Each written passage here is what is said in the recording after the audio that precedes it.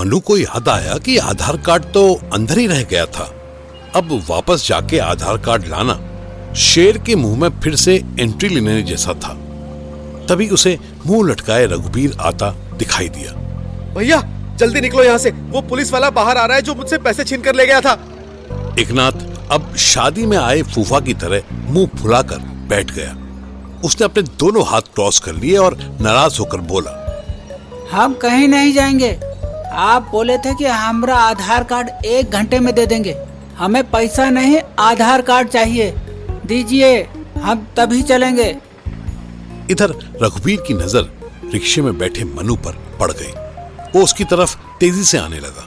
अबे जल्दी चल भाई, सस्पेंड पुलिस वाला बिना रूल्स रेगुलेशंस के मारेगा। हमने कहा ना, आधार कार्ड दीजिए, हम तब चलेंगे। इतने में रघुबीर नाम का पुलिस वाला ई रिक्शा पर पहुंच गया। मनु के पास अब दूसरा कोई रास्ता नहीं था। वो रिक्शा से बाहर कूदा और दौड़ पड़ा। ये दूसरी बार हुआ था कि मनु पुलिस से बचने के लिए ऐसे कुत्ते की तरह भाग रहा था। उधर रघुबीर ने मनु के पीछे लगने के बजाय बैटरी रिक्शा में बैठकर उसका पीछा करना शुरू कर दिया। मनु कुछ दूर ही भाग पाया था कि रघुबीर बैटरी रिक्शे में बैठे बैठे चिल्लाया, मदरबॉट, रुक! साले झूठे केस में मुझे सस्पेंड करवाएगा। मनु हाफने लगा। तभी पीछे से रघुबीर ने उसकी लात मारी। मनु के इतने जोर से लात लगी कि वो बाइक वाले से टकराते टकराते बचा और रोड पर गिर गया।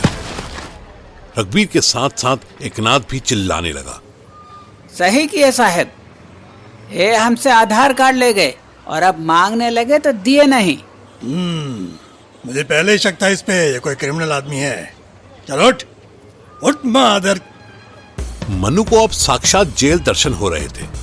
एक सस्पेंड पुलिस वाला अगर उसको और एकनाथ को अपने साथ पुलिस स्टेशन ले जाता तो मनु की बाकी जिंदगी जेल में ही कटती। रघुबीर ने उसका कॉलर पकड़ के उठाया ही था कि मनु की बॉडी में जितनी भी ताकत थी उसने सारी इकट्ठा की और रघुबीर के बिटवीन द टू लेग्स मार दी। अरे मोरे भैया! मनु में अब भागने की भी ताकत नहीं थी। उसने लेफ्ट हैंड से एकनाथ को पकड़ा और एक ही झटके में उसे ई रिक्शा से बाहर फेंक दिया। हरामी साले, अपना रिक्शा बस अड्डे से उठा लियो। एकनाथ और सस्पेंडेड रघुबीर के सामने सामने मनु ई रिक्शा चुरा के ले गया। अरे दादा रे, अरे हमरा रिक्शा ले गया, हमरा रिक्शा ले गया, कोई तो रोको भाई। एकनाथ लोगों से अपील करने लगा, पर वो नहीं जानता था जब दिल्ली के लोगों ने पिटते हुए मनु को बचाने की कोशिश नहीं की तो चोरी करके ई रिक्शा ले जाते मनु को रोकने की कोशिश क्यों करेंगे। मनु बिना किसी रुकावट के रिंग रोड पहुंच गया और ई रिक्शा की फुल स्पीड 40 किलोमीटर में आईएसबीटी की तरफ निकल गया। उधर अंकिता के घर में साहिल की नींद खुली तो उसको अपने सर में भयंकर दर्द महसूस हुआ। कहाँ हूँ मैं? हेलो, कोई है? उसकी आवाज लगाते ही शिवानी उसके सामने आई। उसे मुस्कुराता हुआ देखते ही साहिल ने गुस्से में हाथ पैर चलाने की कोशिश की, पर वो ठीक से हिल भी नहीं पाया क्योंकि कपड़े सुखाने वाली रस्सी से उसके दोनों हाथ, दोनों पैर और पेट बेड से बांध दिया गया था। साहिल की बॉडी पर भी एक भी कपड़ा नहीं था। इससे पहले कि साहिल और चिल्लाता, उसे शिवानी के हाथ में कैंची नजर आई। ए, क्या कर रही है तू? जान से मार दूंगा साले। शिवानी की आंखों में अंकिता को साक्षात देवी नजर आने लगा। ज्यादा हिलेगा डुलेगा तो कैंची कहीं की कहीं लग जाएगी। देख तू ठीक नहीं कर रही है। अरे नहीं रे, अब तो मैं ठीक कर रही हूँ। Finally I am doing something good. Shivani ने धीरे से उसकी पैंट काट दी और फिर उसका अंडरवेयर भी काट दिया। सिर्फ मिडिल ऑफ द बॉडी पर साहिल को हवा लगाने लगी। वो मुस्कुराने लगा। ये करना चाहती थी तू? मुझे पता था कि तू रांड है। साली आजा, चढ़ जा मुझ पे। Let me enjoy. बाबू को एंजॉय करना है। अंकिता, जरा वो टैबलेट्स तो दे। अंकिता और गौरव एक दूसरे का चेहरा देख रहे थे। उसने शिवानी का ये रूप डाइजेस्ट नहीं हो रहा था। अंकिता, सुनाई नहीं दिया क्या? जल्दी से टैबलेट लेकर आ अभी। शिवानी के चिल्लाते ही अंकिता कांपने लगी। कितनी लाऊं? जितनी है सब। अंकिता की आंखें फैल गई। उसने व्याग्रा की एक डब्बी शिवानी को थमा दी। मुंह खोलो बाबू। मुंह तो तू खोल साली। चल खोल अपना मुंह एंड डू इट। ऐसे नहीं ना, तुम्हें एक्टिव रखने के लिए टैब्स चाहिए होंगी ना। चल हट, मुझे इसकी जरूरत नहीं। शिवानी ने साहिल के मुंह पर एक थप्पड़ मारा और जबरदस्ती उसके मुंह में 4 गोलियां व्याग्रा की डाल दी। फिर उसकी गर्दन ऊंची करके उसे जबरदस्ती पानी में पिला दिया। गौरव, जा देख दरवाजा ठीक से बंद है या नहीं। अगर नहीं हो तो अच्छे से लॉक कर इसको। गौरव ने हाँ में सर हिलाया और अंकिता को इशारे से बुलाने लगा। अंकिता उसके साथ जा ही रही थी कि शिवानी ने टोक दिया। अंकिता, तू कहाँ जा रही है? यहीं रह मेरे साथ। मगर मैं रात मजा नहीं आया था ना तुझे ठीक से? अब आएगा। चल अपने कपड़े उतार। मगर शिवानी, मुझे जॉब सर्च करने जाना है। जॉब पैसे के लिए ही तो करनी है ना तुझे। इसकी जेब में देख कितना पैसा है। देख तो सही, चेक कर। अंकिता जब साहिल की पॉकेट्स चेक कर रही थी, पर उसकी नजर उस कटे हुए पैंट्स पर थी जहां कुछ और ही हरकतें हो रही थी। हाँ, इसमें तो 4000 कैश है, 2 कार्ड्स हैं और एक मोबाइल है। गुड, इतने में तेरी एक दिन की सैलरी तो हो जाएगी ना। नहीं शिवू, वो बात नहीं है। ये गलत है, क्रिमिनल एक्ट है। शिवानी ने अंकिता के होठों पर कैंची रख दी। फालतू बातें नहीं। एक दिन की सैलरी हो जाएगी ना। कल की टेंशन मत ले। अभी कपड़े उतार अपने। इसको कॉन्डम पहना। इसको बहुत शौक है ना लड़कियों की वीडियो बनाने का। आज हम इसकी वीडियो बनाएंगे। साहिल का बीपी अब तेज होने लगा था। उसको दर्द होने लगा। शिवानी, तू गलत कर रही है। तुझे मुझसे बदला लेना है ना, मुझे गोली मार दे। गौरव दूर खड़ा ये सब देख रहा था। उसको अंदर ही अंदर घबराहट होने लगी। सॉरी अंकिता मैम, पर ये औरत पागल हो चुकी है। कल को मुझसे कोई गलती हो गई तो मेरा भी यही हाल करेगी। अभी गौरव दरवाजे के पास ही खड़ा था कि शिवानी ने जबरदस्ती अंकिता का पैजामा उतरवाया और उसको साहिल के ऊपर बिठा दिया। इसी शिवानी, मुझे दर्द हो रहा है। दर्द तो इस मदर को होना चाहिए। और जोर से कर। इसकी सारी मर्दानगी निकाल दे आज। छोड़ दे, बहुत दर्द हो रहा है। छोड़ दे मुझे। ऐसा डेंजरस नजारा देखकर गौरव चुपचाप घर से निकला और दरवाजा बंद करके चला गया। थैंक गॉड कि मैं अपना फोन लाना नहीं भूला। गौरव की पॉकेट में 1 रुपया भी नहीं था। उसका घर अंकिता के घर से कोई 20 किलोमीटर था और ये डिस्टेंस उसे पैदल ही पूरा करना था। 10 किलोमीटर चलते चलते सुबह से शाम होने को आई थी कि उसके पास अननोन नंबर से कॉल आया।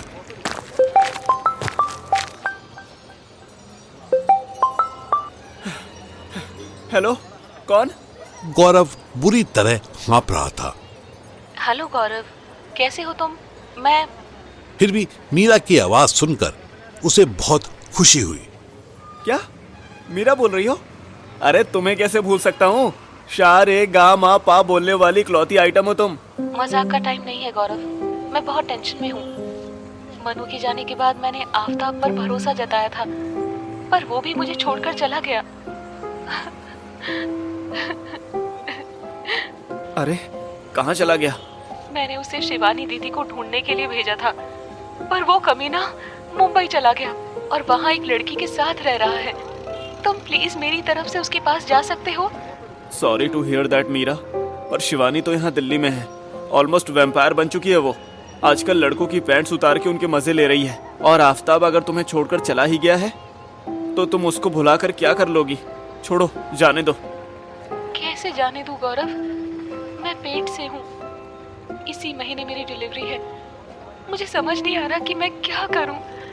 आफ्ताब बोला था मुझसे कि मैं तुम्हें और तुम्हारे बच्चे को अपना लूंगा, पर वो भी मुझे धोखा दे गया। मनु अगर जिंदा होते तो। Sorry to inform you again, but Mannu जिंदा है। कल रात तक यहीं थे, अभी सुबह सुबह भागे हैं। गौरव ने शॉर्ट में मीरा को बीते 1 महीने की सारी कहानी सुना दी। देखो, प्रॉब्लम यह है कि मन्नू कहाँ गए हैं ये किसी को नहीं पता है। अब मैं क्या करूं? इस बच्चे का बाप नहीं मिला तो मैं कैसे जीऊंगी? अच्छा सुनो, मुंबई में किस जगह तुम्हारा घर है, उसका एड्रेस भेज देना मुझे। उससे क्या होगा? जब तुम्हें जाना ही नहीं है तो एड्रेस लेकर क्या करोगे? गौरव ने कोई जवाब नहीं दिया। कुछ सेकंड्स के साइलेंस के बाद मीरा ने फोन काट दिया। अरे यार, दुनिया में कितना गम है, उसके सामने मेरा गम तो च्युइंगम है। गौरव बेटा, इन चूतियों के चक्कर में पड़ने से तो अच्छा है कि वापस घर चल और अपने बाप से माफी मांग ले। गौरव अपनी धुन में फिर वॉक करता हुआ धीरे धीरे घर की तरफ चल दिया। तभी उसे एक मैसेज रिसीव हुआ। उसने देखा कि मीरा ने उसे एड्रेस भेजा था। वो मुस्कुराया और आगे चला गया।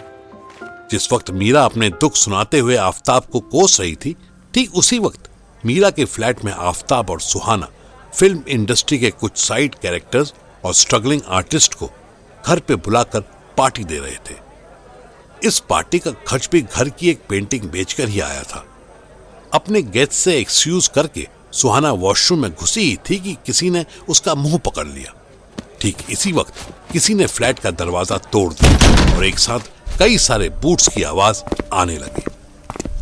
जूतों की आवाज से सुहाना समझ गई कि ये पुलिस थी। उसने खुद को छुड़ाने की कोशिश की। ओफो, छोड़ो छोड़ो तो।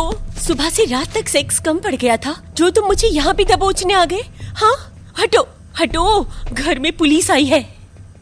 ये और कोई नहीं बल्कि आफताब ही था जिसने उसे दबोचा हुआ था।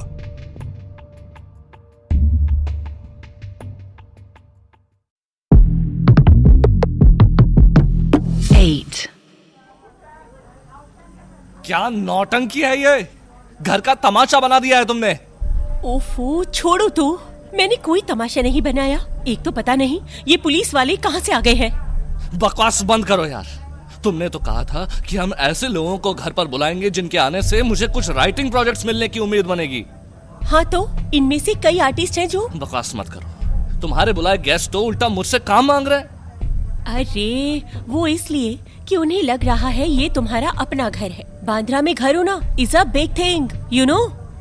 I know, and I also know that you are using this big thing for your own pleasure. Pleasure word सुनते ही सुहाना ने आफताब के बिटवीन द लेग्स हाथ रख दिया और जोर से दबा के आंख मारती बोली, उफ, बिग थिंग से प्लेजर लेना होगा तो मैं घर से क्यों लूंगी? और भी आइटम है तुम्हारे पास, हाँ? आफताब ने उसे जोर से धक्का दिया और खुद से दूर कर दिया। Shut up यार, don't do this. कांच टूटने की आवाज सुनकर आफताब बाहर निकलने ही वाला था कि सुहाना ने उसका हाथ रोका और ध्यान से सुनने लगी। तभी एक पुलिस वाला चिल्लाया, एक एक आइटम देखने का अच्छे से, कोई बाहर नहीं जाने का। चले चिकने, हट। हाँ, और वो जाने से पहले पूरा घर तोड़ जाए। अभी बताता हूँ उनको, हम पार्टी ही तो कर रहे हैं, कोई डकैती थोड़ी डाल रहे हैं। आफताब फिर बाहर जाने लगा तो सुहाना ने रोक दिया। अरे नहीं ना यार, वो मेरा एक फ्रेंड है ना, वो थोड़ा सा पाउडर ले आया था, वो पकड़ा गया तो प्रॉब्लम होगी। पर ये पुलिस आखिर आई कहाँ से? कौन सा पाउडर? नाइसिल या डमिकुल? फक यू यार, कोकेन। आफताब के चेहरे का रंग उड़ गया। उसको अपनी आगे वाली जिंदगी जेल की रसोई में रोटियां सेकते दिखाई देने लगी। जैसे ही पुलिस वालों ने बाथरूम का दरवाजा बजाया, आफताब ने सुहाना का गला पकड़ा और उसके पीछे देखा। बाथरूम की खिड़की से एक आदमी आराम से बाहर निकल सकता था। जब तक सुहाना कुछ समझती, आफताब ने दरवाजा खोला और सुहाना को बाहर धक्का दे दिया। अरे अरे अरे वेट, क्या कर रहे हो? ओफो, आ! सुहाना पुलिस वालों के ऊपर जा गई। आफताब ने दरवाजा वापस बंद किया और तुरंत खिड़की खोलकर बाहर निकल गया। बाथरूम की खिड़की के बाहर ही उसे फायर एग्जिट की स्टेयर्स दिख गई और एक फ्लोर नीचे उतरा और चुपचाप गेट खोलकर लिफ्ट में घुसकर ग्राउंड फ्लोर पर आ गया।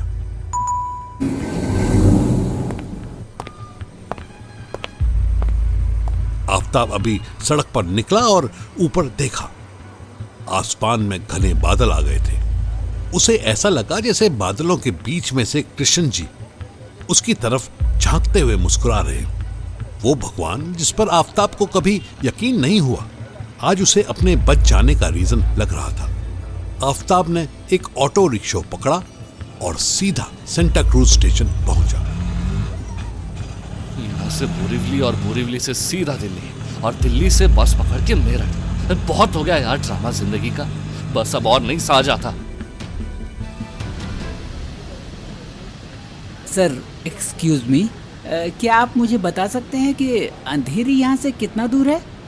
आफताब ने उसे ऊपर से नीचे तक देखा, फिर आईब्रोज उठाकर पूछा, क्यों, राइटर हो क्या? लड़का मुस्कुरा दिया। जी सर, आज अभी मुंबई आया हूँ। वो ट्रेन लेट थी तो सुबह की शाम हो गई। अब अंधेरी जाने वाली ट्रेन कहाँ से मिलेगी? अरे कुछ नहीं रखा अंधेरी में, बांद्रा में सब फरेबी हैं, यहाँ सब धोखेबाज हैं। क्यों अपनी जिंदगी बर्बाद करते हो? अरे जाओ अपने घर परिवार का ध्यान रखो, मत उलझो इन सांपों के जंगल में। लड़का फिर मुस्कुराया। आप भी राइटर लग रहे हैं सर। वैसे मैं किसी से उलझने नहीं आया हूँ, मैं अपना काम करने आया हूँ। आप वापस जा रहे हैं? हाँ, मेरी मानो तुम भी चले जाओ, वरना आज नहीं 2 साल बाद याद करोगे कि किसी ने बोला था, पर फिर भी 2 साल बर्बाद कर दिए। भाई बुरा मत मानना, पर आपने अपने तजुर्बे लिए, मैं अपने तजुर्बे लूंगा। हम राइटर लोग हादसों से डरने लगे तो कहानियां कहाँ से लाएंगे? आफताब ने उसको नई नजर से देखा।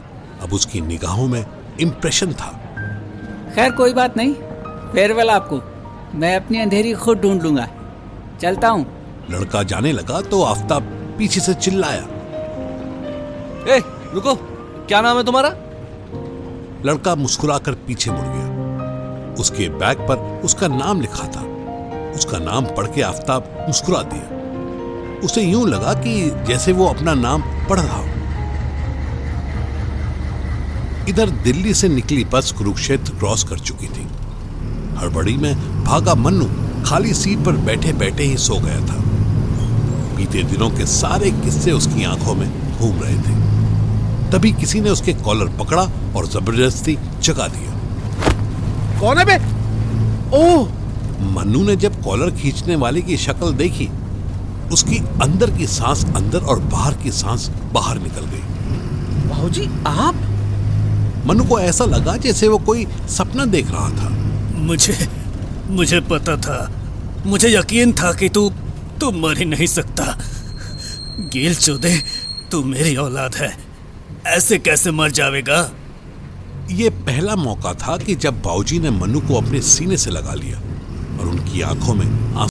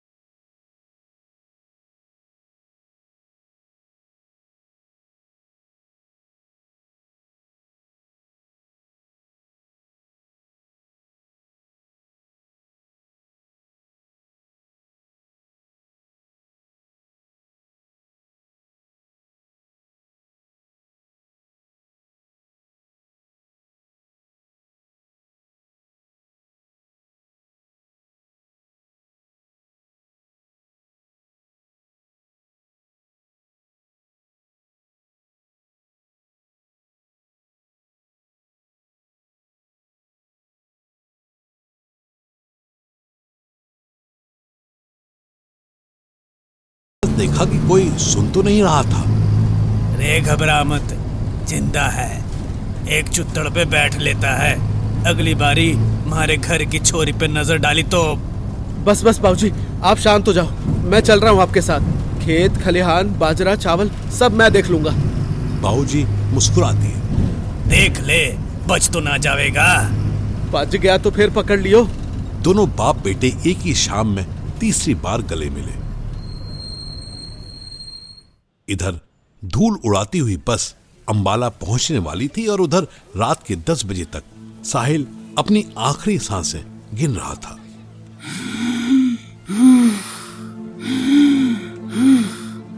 मुझे थोड़ा पानी पानी दे दो प्लीज।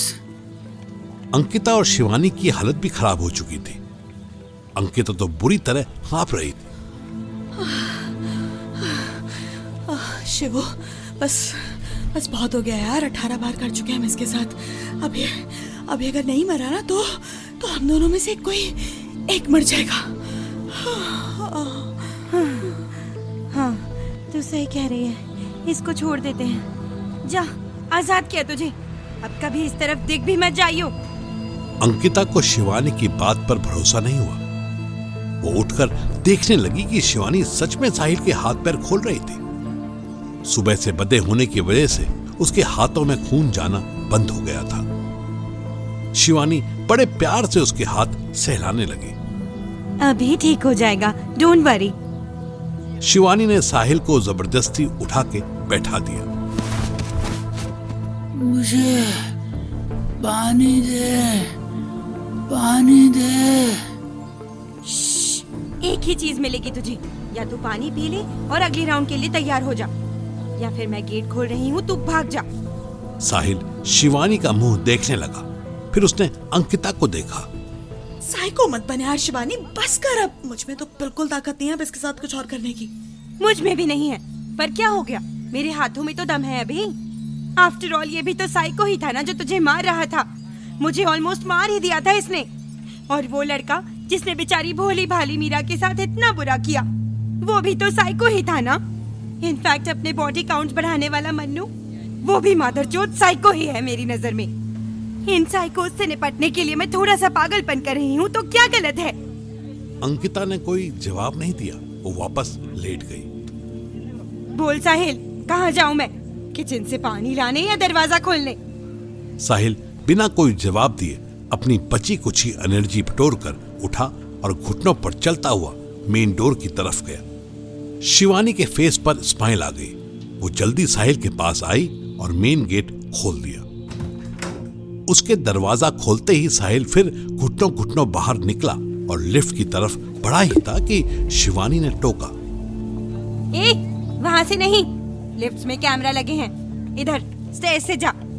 साहिल ने फायर एस्केप स्टेयर्स का दरवाजा खोला और बड़ी मुश्किल से आगे कदम बढ़ाया ही था कि उसको चक्कर आ गया और वो गिर गया।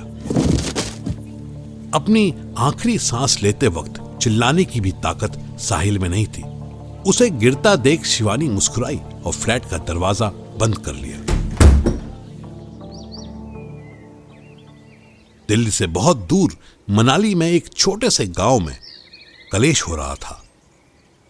देख गुड़िया, तूने जो कही हमने सब मानी, पर यह हम बर्दाश्त नहीं कर सकते। बिन ब्याही माँ के बच्चे को हरामी कहते हैं बेटे। उनके सामने बैठी मीरा का रो रो के बुरा हाल था।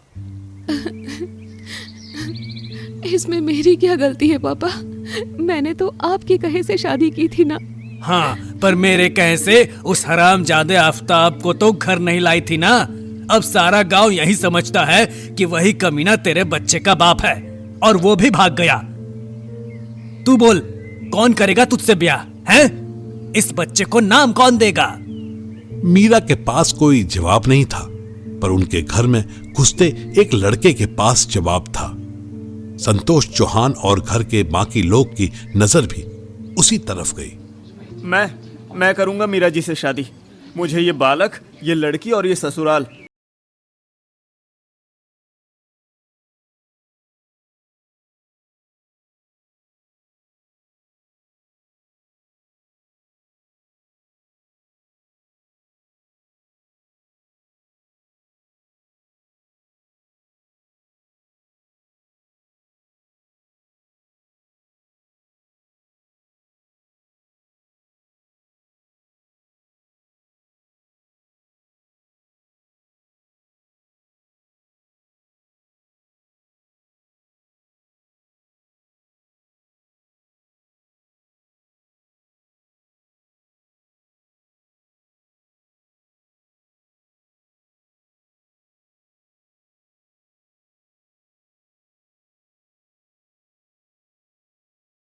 बाद अंबाला में मनु के घर पर इधर उधर के रिश्तेदारों की भीड़ लगी हुई थी।